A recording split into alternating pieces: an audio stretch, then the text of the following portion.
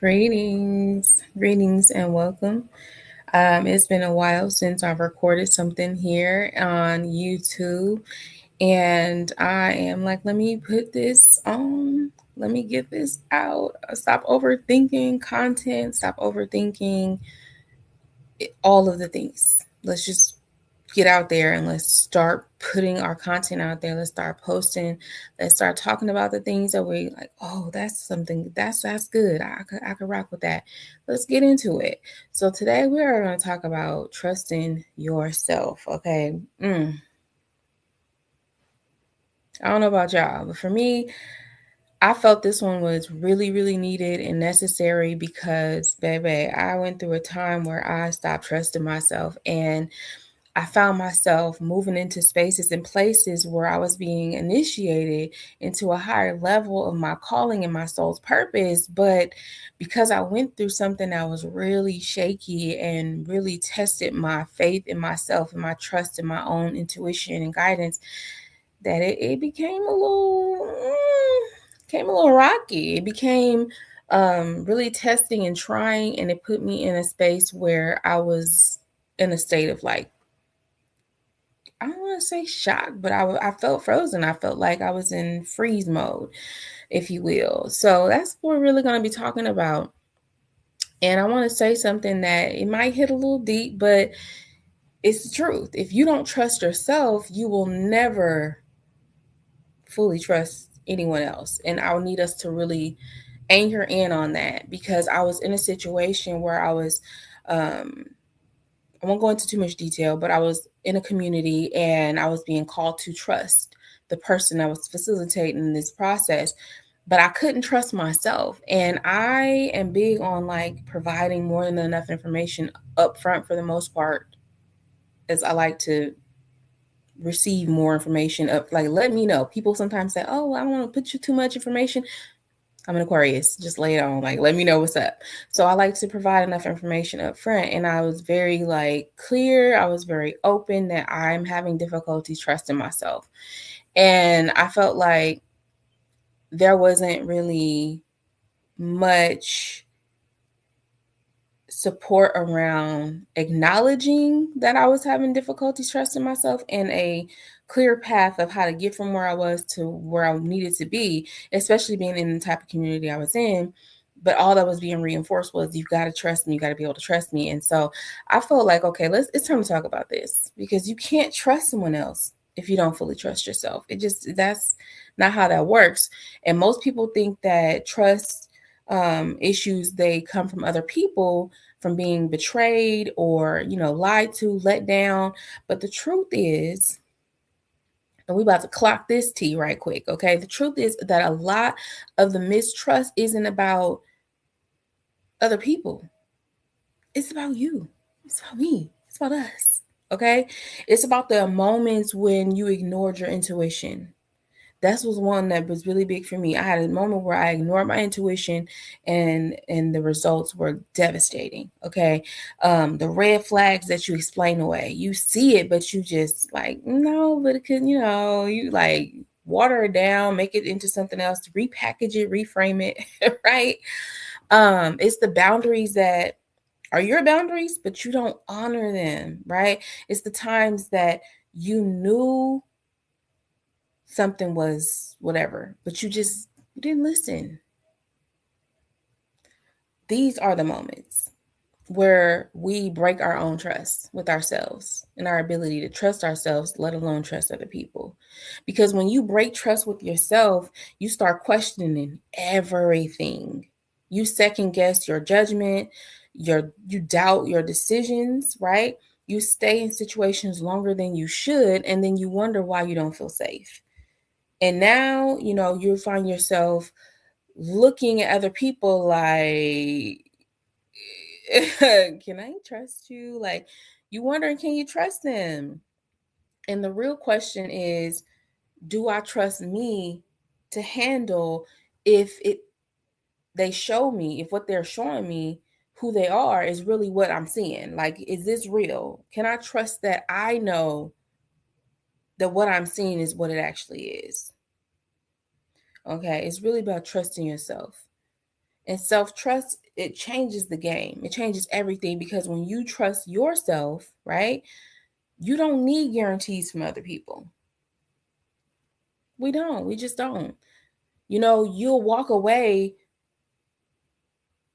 chunk deuces if something's not right. You like, yeah, no. You'll speak up when something feels off, right? You hold your boundaries. You stand on your business. Like, this is what it is. I said what I said. I trust me. I know me. So I'm out of here. This is not what I signed up for, right? You know that you won't abandon yourself just to keep someone else.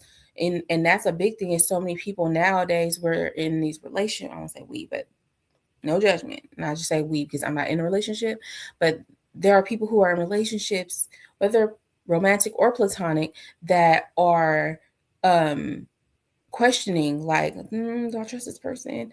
Or they are constantly abandoning themselves just to have a friend, just to have a partner.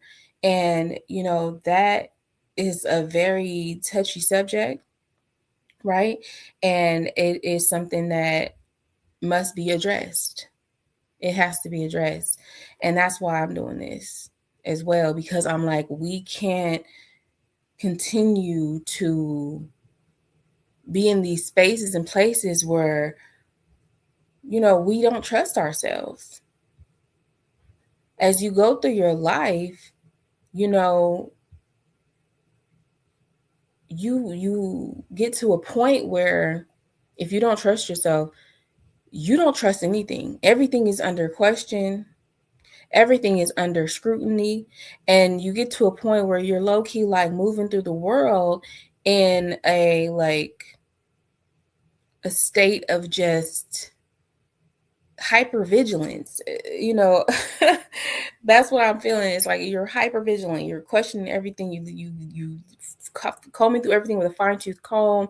You're making things more than they have to be, and that can be really exhausting, right? So self-trust changes everything. And because when you trust yourself, you don't need guarantees from other people. It puts you in a place where you know what you know, you said what you said, right? And you're able to show up in that space. You're able to stand in that confidence, right? And so we understand that building trust isn't just about, it's not about controlling other people. It isn't about controlling other people. It's about coming back home to yourself. It's about starting small, because sometimes we like, oh, I want, and we see the bigger picture and we jump off the porch too soon, too fast, in whatever direction, just trying to go. And you have to pace yourself. Start small. Keep the promises that you make to yourself. Listen when your body speaks. I know I'm guilty and be like, oh, I'm tired, child. I done ran errands. I done grocery shopping. I'm tired. I done pick these kids up. I done picked up, dropped off, all the things. And I'm like, I need a minute. But I have to cook dinner. So then you stop and you find yourself thinking, well, if I just push through a little longer, then I can rest. And it's like, no, trust that your body needs this rest now, because you don't know what's happening in an hour, 2 hours. What happens when we ignore our intuition is we set ourselves up for failure, keeping it 100, no judgment, because, it is what it is. But this is a fact, right? So when our body is prompting us to take a moment, is because it's preparing us for where we are now and what's to come. So say, let's give you a scenario. You're sitting here, you're like, oh, I just did this, this, and this. I'm tired. I really need to push through because I have to get dinner ready. I really want to lay down, but if I lay down, I'm not going to get dinner ready. So I have to do it now. And you decide to push through, right? And it takes you about 20, 30 minutes. You bust out this dinner and it's like, okay, cool, that's done. Bam. But now you're wiped out. You're exhausted.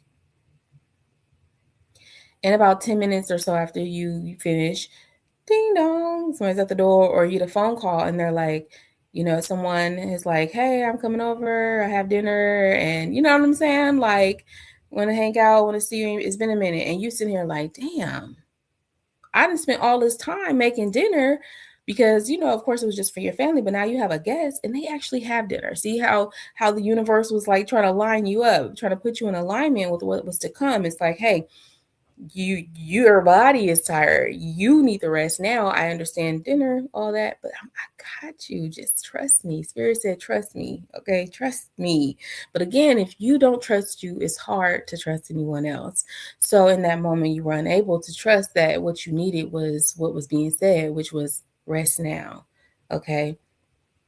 But start small, listen to your body, honor what you feel, and know that the safest place you'll ever land is in your own self trust. And from that place, I mean, shoot, you'll never have to question who, what, where, or what ever again. You'll never have to question who is for you, what's for you. You will know deeply, intuitively.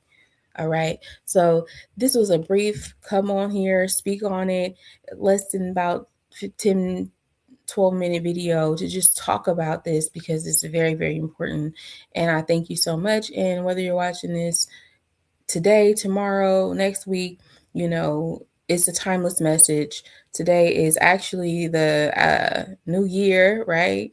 It's March 20th, and we have just entered the Aries season. So it's fire energy. So it's perfect that I'm like, let me get out here. Let me show up and let me just create and show up. Let me trust myself. It's like perfect. Let me trust myself. Let me do this. So this is part one. I'm going to come back with part two. And on part two, I'm gonna actually go a little deeper and I'm gonna talk about, of course, self trust, but how to rebuild self trust after betrayal. And that's whether you betrayed yourself or whether someone else betrayed you. I think it's very, very important to ensure that we cover this, fully. So thank you so much and look forward to part two.